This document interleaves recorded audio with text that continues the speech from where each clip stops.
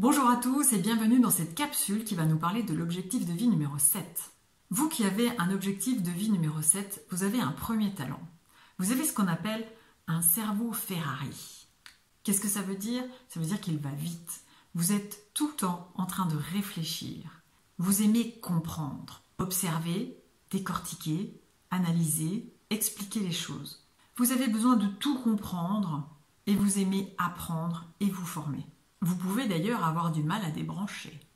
Ce qui est sûr, c'est que pour éviter de vous prendre la tête sur des choses inutiles, il vous faut nourrir votre cerveau. Vous avez besoin de le nourrir intellectuellement, mais aussi spirituellement. Votre deuxième talent, c'est votre originalité. Vous pouvez avoir la sensation de vous sentir très différent des autres et peut-être même, petit, avez-vous eu l'impression d'être un extraterrestre. Vous avez pu le vivre ou le vivez encore comme un handicap, alors qu'en fait c'est un atout qu'il vous faut cultiver, car cette singularité peut vous apporter beaucoup dans votre activité professionnelle. D'ailleurs, vous êtes fait pour ça.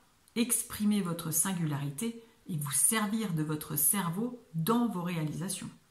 Dans un premier temps, ce qui vous anime dans la vie, c'est apprendre, vous former dans un domaine que vous appréciez particulièrement. Dans un second temps, vous allez aimer analyser ces informations, devenir expert dans votre domaine de compétences pour pouvoir conseiller, transmettre, enseigner de manière originale tout en assumant votre différence. Donc, vous pouvez exprimer l'énergie 7 de plusieurs façons. Premièrement, en faisant de longues études ou en vous formant régulièrement. Deuxièmement, en transmettant, soit en étant formateur, professeur, écrivain, conférencier, philosophe. Troisièmement, en cultivant votre originalité.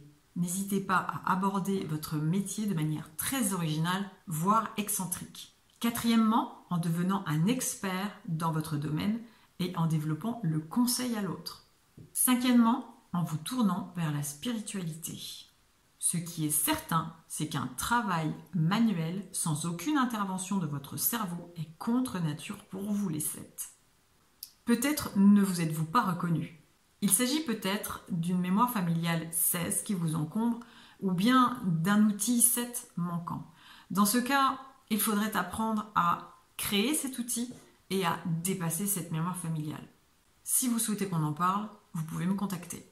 À très bientôt pour l'objectif de vie numéro 8.